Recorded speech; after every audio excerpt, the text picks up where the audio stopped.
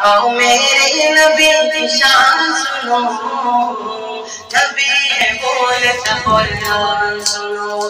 आका मौला नबी मौला, आका मौला नबी मौला।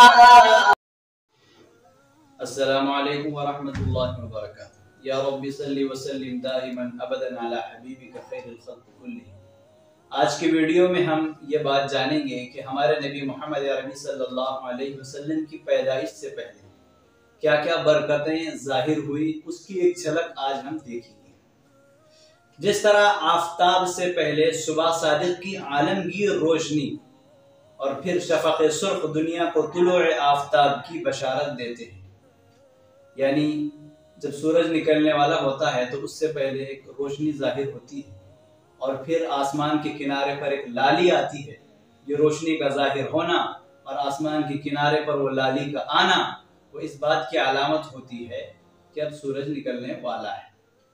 तो इसी तरह जब आफताब नबूवत का तुलू हुआ तो अतराफ आलम में बहुत सारे ऐसे वाक़यात जाहिर हुए जो आप सल्लल्लाहु अलैहि वसल्लम की तशरीफ आवरी की खबर देते हैं, जिनको मुहद्दिसीन और मुअर्रिखीन की इस्तिलाह में इरहासात कहा जाता है। ऐसे वाक़यात जो अल्लाह के नबी के आने की खबर देते हैं, इन वाक़यात को इरहासात कहा जाता है। अलगज़ हज़रत सल्लल्लाहु अलैहि वसल्लम की वालिदा माजिदा का बयान है कि जब आप सल्लल्लाहु अलैहि वसल्लम उनके बतन में बसूरत हमल मुस्तक़िर हुए, यानी अल्लाह के नबी हज़रत आमिना के पेट में थे, तो उन्हें ख्वाब में ये बशारत और खुशखबरी दी गई कि वो बच्चा जो तुम्हारे हमल में है, पेट में है, इस उम्मत का सरदार है। जब वो पैदा होंगे तो तुम यूं दुआ करना, इनको एक खुदा की पनाह में देती हूँ। ये दुआ हजरत आमिना को सिखाई गई कि मैं इनको एक खुदा की पनाह में देती हूँ, इस तरह तुम दुआ करना जब नबी तुम्हारे पेट में जो बच्चा है वो पैदा हो जाए तो तुम इस तरह दुआ करना। ये सिखाई गई थी अल्लाह की तरफ से बातें। उनका नाम मोहम्मद रखना।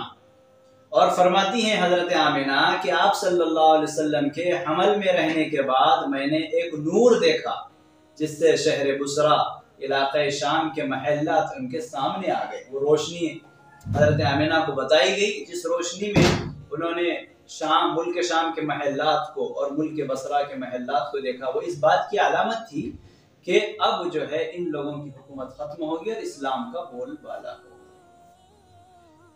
और फरमाती हैं हजरत आमिना कि मैंने किसी औरत को कोई हमल नहीं देखा जो आप सल्लल्लाहु अलैहि वसल्लम से ज्यादा सहल और आसान हो।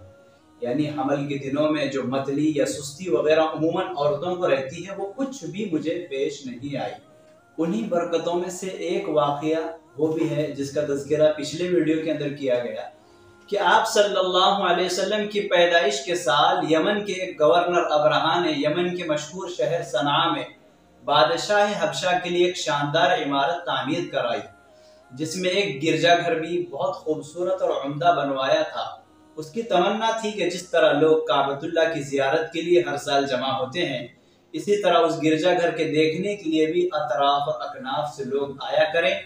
जब उसका ये इरादा इलाके के लोगों में मशहूर हुआ, यानी मक्का वालों को जब बात मालूम हुई कि काबे के मुकाबले में घर बनाया गया है, तो ये बात अरबों को बहुत सख्त नागवार हुई कि काबतुल्लाह के मुकाबले में कोई और घर ऐसी ही ताजीम के लिए बनाया जाए जैसे काबे की होती है। ये बहुत बुरी बात उन्हें लगी।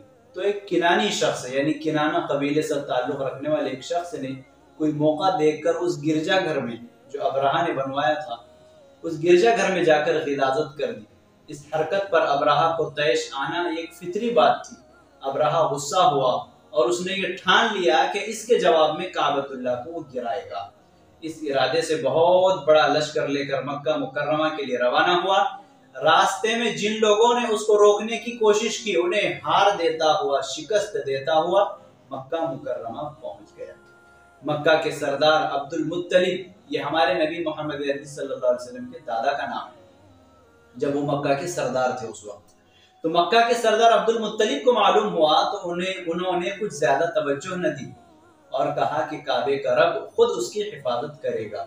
अलबत्ता दुआ का एहतमाम किया और करवाया। लोगों से भी कहा कि वह दुआ का एहतमाम करो। जिस दिन हमले के इरादे से अबरहा अपने खेमे से निकला, اس کا ہاتھی ضد میں آ کر راستے میں بیٹھ گیا، اور قدرت خداوندی نے چھوٹی چھوٹی چڑیوں کے ذریعے اس پر اور اس کے لشکر پر، یعنی ابرہا پر اور ابرہا کے لشکر پر ایسی کنکریاں برسائی کہ سنبھل نہیں پائے، تباہ و برباد ہو گئے۔ اس تاریخی اور عبرت ناک واقعے کے 50 دن بعد ہمارے نبی صلی اللہ علیہ وسلم کی پیدائش ہوئی۔ تو یہ واقعہ بھی ہمارے نبی کے پیدائش کی برکتوں میں بیان کیا جاتا ہے کہ ہمارے نبی کی پیدائش کی برکتیں جہاں دوسرے شکلوں میں ظاہر ہوئی تھی، وہاں یہ بھی تھی کہ اللہ تبارک و تعالیٰ نے اپنے گھر کی حفاظت اس طرح فرمائی۔ یہ سارا واقعہ سورۃ الفیل یعنی الم تر کیف فعل ربک باصحاب الفیل، اس سورے کے اندر اس واقعے کو بیان کیا گیا ہے۔ یا رب صلی وسلم دائما ابدا علی